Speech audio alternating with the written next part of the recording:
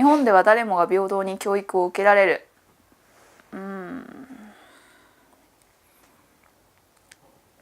まあ世界的に見たら受けられてる方なのかもしれないですね。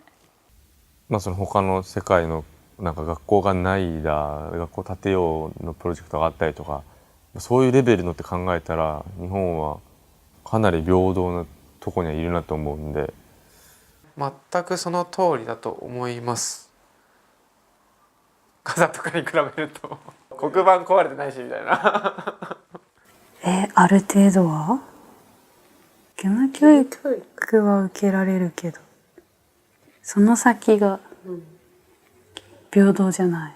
お金がないと。やっぱ大学になると学費の面で諦めてるっていう人が友達にもいるし、やっぱ学費っていう面じゃ全然まだ平等じゃないかな。なんか塾行ける子と行けない子じゃ全然違うかったりするじゃん。自分たちのちっちゃい時だ頃の頃とかさ、今でももっと開いてんじゃない、その差は。やっぱりなんかこう所得が少ない人は高学歴にならないっていうのあるじゃないですか。よく聞くじゃないですか。まあそれはその通りなのかなって。選択肢が増える、収入が多い方がやっぱりお金がある人が勝つというかじゃないかなって思います。日本では学校や大学で学んだことや仕事で活かせる。自分は大学は完全に偏差値決めてて、自分はそのどういうふうに生きていきたいからこういうことを学びたいんだみたいなところまで成熟してなかった、大学選びの時に。だからすごいもったいないのは、200万あったらこうもっと使えたのにみたいなのは今の自分はすごく思っていて、一生持ってお金を払って学べたらよかったなっていうのは結構自分の後悔としてあるから、そういう意味で思わないかなっていう感じかな。全く思わないですかね。本当にこれ自分が文系で就職活動してて思ったんですけど、カリキュラムとして学校とか大学で教えたことが活かせる人とかって皆無なんじゃないかなとかって思うぐらい、なんか事務処理能力とかコミュニケーション能力って本当なんか抽象的なところですね。もっとやっぱ本格的なキャリア教育を幼い頃からすべきかなとは結構思ってます。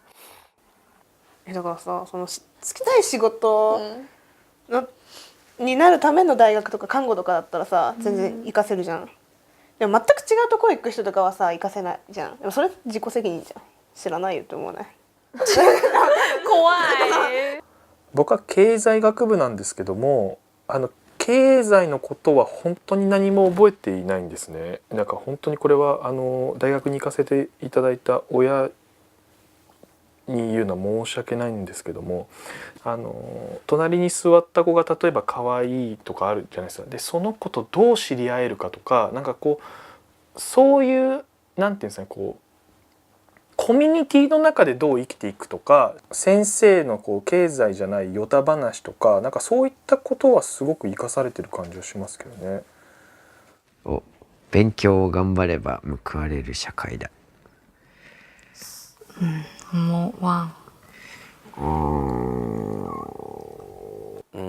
ある程度はとかですかね。今本当に過渡期だと思います。どこどこ出たみたいなところの肩書きだけではやっぱりこう何ですかね、今までのいい会社いい人生的なところにはつながらないかなとは思うのでっていうところと、一方ではまだやっぱり今の世の中ではある程度学歴を保証してくれるものとかあるかなと思っています。報われる社会ですね。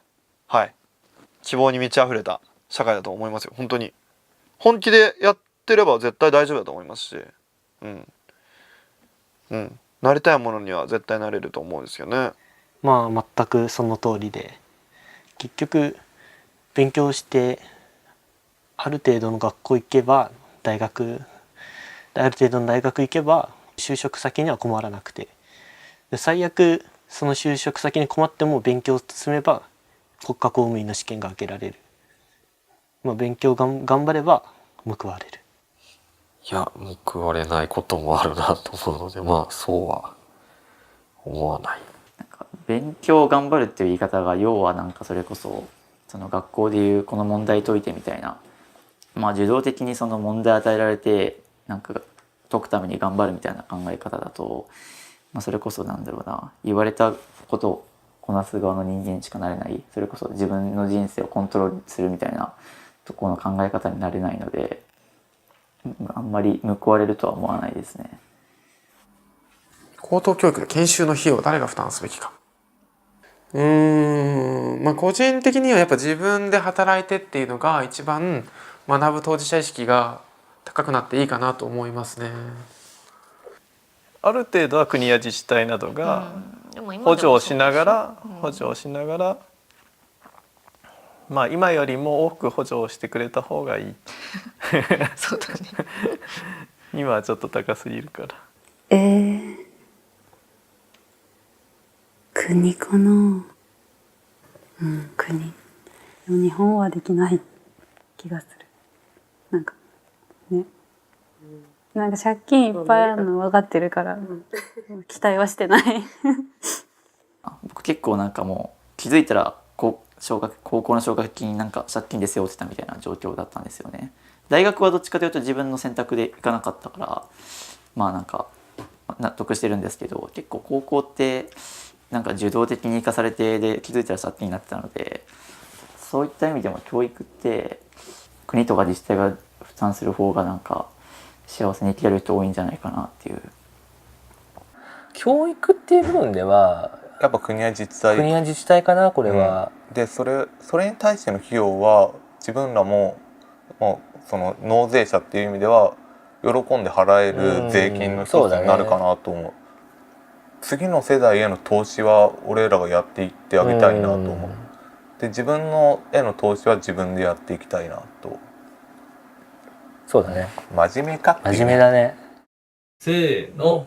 学校教育制度、あなたの信頼度はせーの1。1。いい思い出がないから単純に。1で。いやまあでもこれやっぱ1ですかね。その企業が求める人材、社会が求める人材と今の教育制度合致してるかってまだまだ全然噛み合ってない部分ってすごくある。かつやっぱ今の学校教育の制度の中でやっぱり適用できなくて苦しんでいる子どもとかたくさんいるなと思うので、やっぱちょっとまだまだかなと。1よりの2。3よりの2。基本信頼したい。そうだね、したいね。ただすごく俗人化というか人によるっていう感覚が強い。そうだね。現場の頑張ってる先生たちはすごく信頼している。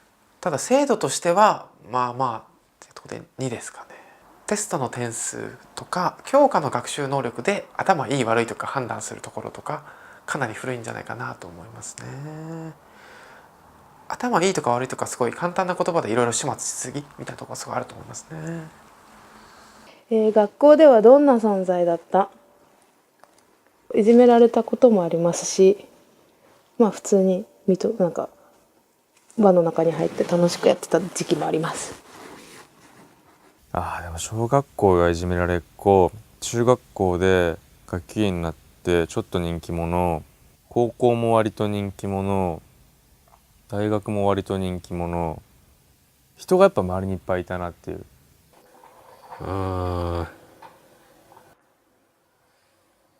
ッピーって何ですかね。ハッピー。ハッピー野郎だったの。頭湧いてそうだけど。ハッピー野郎だった。ハッピーじゃなかった。ハッピーですね。ハッピーです。ハッピー。だって人気者と憧れの的自分で選ぶのきついやつじゃん。そうだよね。そうだね。でもハッピーだよ俺。ハッピー。じゃあハッピーでいいわ。一人ぼっちと一人ハッピーですね。なるほどなるほど。ここのシェアハウスの僕のあだ名がハッピーボーイなんですよね。だからなんかすごいこう一人でもなんか変なことあっても笑ってるよねみたいな。まあ全てあって結局今の自分があるので、過去を否定しちゃダメだなと思ってるので、肯定的にハッピーですね。せーの。学校での人気者の条件はほう。せーの。ルックスアイ。やっぱり見た目が9割ですか。はい。まあ学校ですよね。学校。いやルックスだよな。学校。そうですね。なんか僕はこれは思春期やっぱすごいルックスみたいなのを考えていました。当時だとすごいスクールカーストっていう言葉が出始めた時期で、本当に言うと多分コミュニケーション能力っていうところになると思うんですけど、それやっぱすごいルックスとかに紐づいているかなと思っていて、なんかそこにすごいこう不条理みたいなものを感じてましたね。一番大事なのは異性とよく喋れることとキラキラした部活、サッカー部とかバスケ部とか野球部とかに入っていることと、まあルックスがある程度整ってることが人気者というか、スクールカーストの上位に行く人かなって思ってて、それプラス面白いとか話がうまいとかが人気者になってるんじゃないかなって思ってます。大学は行くべき？行かなくてもいいと思いますね。行かなくても良い。やっぱ行かなくていいんじゃないですかね。行かなくても良い。自分でバイトもしてちょっと遊ぶぐらいの稼ぎがあり、ですげえ遊ぶ時間が大量にあるタイミングって人生で多分大学しかないから、別に勉強がもう全てじゃなくて、そういう時間を得るために大学には行くべきだったのかなって思う。俺は全然もう友達も全然できてないから全然行かなくてもいいと思う。俺の場合は行くべきかなって思うんですよね。僕結構大学時代のその入ってた応援団っていう組織でいろいろな本当に出会いとかあれをさせてもらったんで、大学は行けるなら行って悪いことないぞって思ってます。なんか日本って高校卒業したら大学っていうイメージだけど、高校卒業して一回働いて大学に行ってもいいかな。正直言って私大学文学部行ってすごくいい教授にも出会えたし、いい友達にも出会えたんですけど、その時って別に夢とか何もなかったし、その時に大学じゃなくてもよかったかなって正直言って親には言いづらいけど思ってます。